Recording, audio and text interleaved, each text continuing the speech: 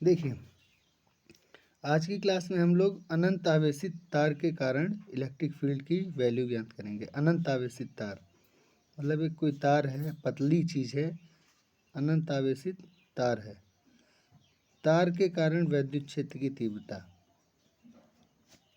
ठीक, तो हम लोग जानते हैं कि किसी भी तार पर या किसी भी वस्तु पर जब आवेश दिया जाता है तो वह एक समान रूप से वितरित हो जाता है। और अगर वस्तु रेखीय है, रेखा जैसी है, यानी पतली तार है, तो उस पर जो आवेश घनत्व आता है उसे कहते हैं रेखीय आवेश घनत्व। और किसी तार पर रेखीय आवेश घनत्व की परिभाषा है एकांक लंबाई में वितरित आवेश, electric charge distributed over a length of L. So lambda equals to Q by L. इसका SI यूनिट क्या होता है? Coulomb per metre. और dimension L minus A T. Charge का डायमेंशन है AT और लेंथ का है L। L नीचे से आएगा तो L माइनस AT। क्लियर? अब हम लोगों को इस तार के कारण पॉइंट P पर एक इलेक्ट्रिक फील्ड निकालना है जो कि तार से परपेंडिकुलर डिस्टेंस R पर है। तो मान लीजिए, अगर समझना हो तो मान लीजिए एक छोटा सा लेंथ एलिमेंट लिए, ये वाला लेंथ एलिमेंट लिए, तो इसकी वजह से इस पर चार्ज कितना होगा? dq।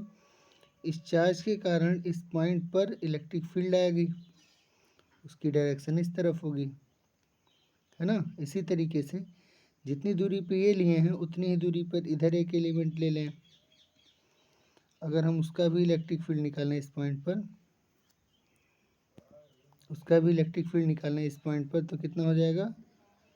वो हो जाएगा इस डायरेक्शन में, यानी एक इलेक्ट्रिक फील्ड है इस डायरेक्शन में और एक इलेक्ट्रिक फील्ड है इस डायरेक्शन में। इस इलेक्ट्रिक फील्ड का दो कंपोनेंट होगा, एक वर्टिकली परपेंडिकुलर, एक होगा हॉरिजॉन्टल। एक होगा यहाँ भी परपेंडिकुलर और एक होगा हॉरिजॉन्टल। ये वैल्यू और ये वैल्यू बराबर दूरी होने के नाते समान होगी, तो ये कंपोनेंट और ये कंपोनेंट यानी ऊर्ध्वाधर कंपोनेंट क्या हो जाएंगे? ऊर्ध्वाधर कंपोनेंट समाप्त हो जाएंगे। ठीक, जब ऊर्ध्वाधर कंपोनेंट समाप्त हो जाएंगे तो जो इलेक्ट्रिक फील्ड बचेगी वो सिर्फ किस डायरेक्शन में बचेगी? वो बचेगी सिर्फ एक्स डायरेक्शन में। दोनों की वजह से जो इलेक्ट्रिक फील्ड की डायरेक्शन होगी वो किस तरफ होगी? एक्स डायरेक्शन में। ऐसे ही अगर हम यहाँ और उसके अपोजिट यहाँ ले लें, यहाँ और उसके अपोजिट यहाँ ले लें, तो पूरे तार के किसी भी दो बिंदु के कारण, लेंथ एलिमेंट अविच्छेद के कारण जो इलेक्ट्रिक फील्ड की वर्टिकल कंपोनेंट्स हैं वो खत्म हो जाएंगी, यानी तार के समांतर कोई वैद्युत क्षेत्र की तीव्रता नहीं होगी, तार के अभिलंबोत दिशा में वैद्युत क्षेत्र की तीव्रता होती है। ठीक है, इसका मतलब हुआ कि अगर कोई अनंत आवेशित तार है, तो अगर कोई अनंत आवेशित सीधा तार है, स्ट्रेट लाइन है, तो उसके कारण जो वैद्युत क्षेत्र की तीव्रता है, लाइन ही नहीं खींच सीधी खींचे, अगर अनंत आवेशित तार है तो उसके कारण जो वैद्युत क्षेत्र की तीव्रता है, ठीक, वो कैसी होगी? वो सिर्फ तार के लंबवत दिशा में होगी। ठीक है, अगर धनावेशित तार है तो पॉजिटिव चार्ज की वजह से बाहर जाएगा इलेक्ट्रिक फील्ड का डायरेक्शन, और अगर ऋणावेशित है तो त्रिज्या के रूप में अंदर आएगा इलेक्ट्रिक फील्ड। अगर यही ऋणावेशित होता है, यानी यहाँ पे चार्ज ऋणात्मक होते, निगेटिव होते, तो इलेक्ट्रिक फील्ड की डायरेक्शन वही होता, तार के अभिलंबवत यानी कि रेडियल डायरेक्शन में, लेकिन किस तरफ रहता? अंदर की तरफ। क्लियर है ना? ठीक, इस तरीके से। तो अगर पॉजिटिव चार्ज होता तो रेडियली आउटवर्ड, क्या लिख सकते हैं? Radially outward. और अगर निगेटिव चार्ज है तो रेडियली इनवर्ड। ठीक है, देखिए अब हम लोगों को ज्ञात करना है इलेक्ट्रिक फील्ड की वैल्यू। तो ये हो गया अनंत आवेशित तार, इससे कुछ दूरी पर एक पॉइंट है P। तो मान लीजिए स्मॉल r दूरी पर एक पॉइंट है P। हम लोगों को बिंदु P पर इलेक्ट्रिक फील्ड निकालना है।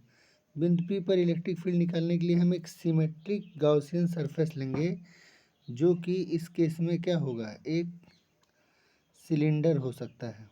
क्या होगा? सिलेंडर, यानी बेलनाकार गॉसियन सरफेस लेंगे।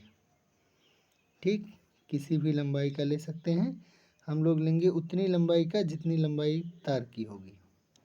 ठीक, अब अगर हम ये गॉसियन सरफेस लेते हैं तो हम पाएंगे कि आपको पता है कि क्षेत्रफल सदिश लेना पड़ता है। तो मान लीजिए यहाँ एक क्षेत्रफल सदिश लेते हैं, इस क्षेत्रफल का क्षेत्रफल सदिश ds वेक्टर लंबवत होगा तल के, तो आधार है तो आधार के लंबवत ऊपर जाएगा, जबकि अभी हम लोग देखें कि वैद्युत क्षेत्र की दिशा इस तरफ होती है।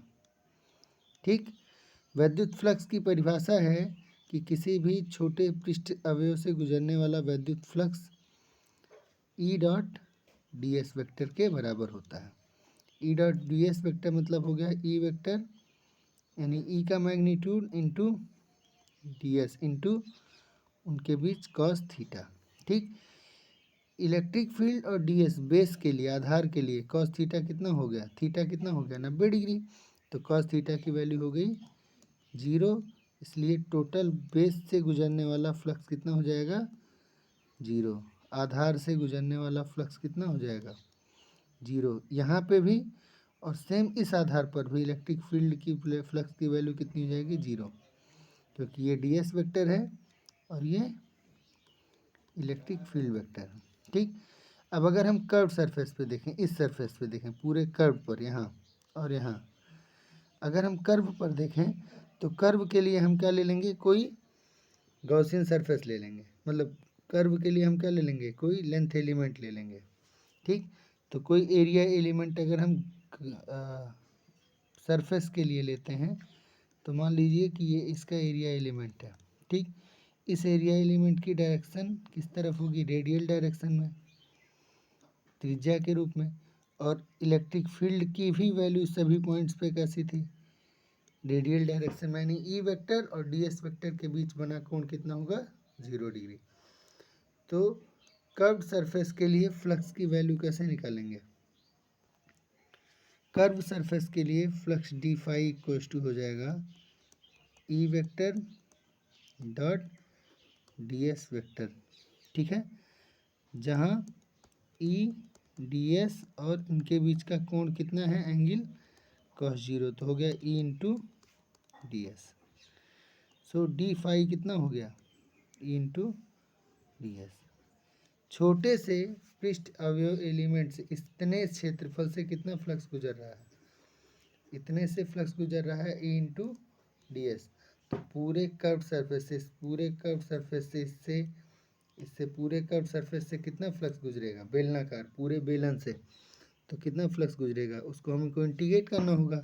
तो हमारा हो जाएगा total phi equals to E d S का इंटीग्रेशन क्लोज सरफेस पर, और क्लोज सरफेस का वैद्युत क्षेत्र की तीव्रता हर जगह बराबर है क्योंकि वो एक पॉइंट समान दूरी था, और ये है गॉसियन सरफेस, गॉसियन सरफेस का पृष्ठ क्षेत्रफल यानी कि वक्र पृष्ठ, और वक्र पृष्ठ का फॉर्मूला 2 पाई आर और लंबाई एल। ये हो गया टोटल फ्लक्स, ये हो गया फ्लक्स थ्रू कर्व सरफेस, यानी वक्र पृष्ठ से गुजरने वाला फ्लक्स कितना आया और आधार से गुजरने वाला फ्लक्स 0 है। तो टोटल गॉसियन पृष्ठ से कितना फ्लक्स गुजरेगा 0, दूसरे आधार से भी 0, प्लस वक्र पृष्ठ से 2 पाई आर और एल।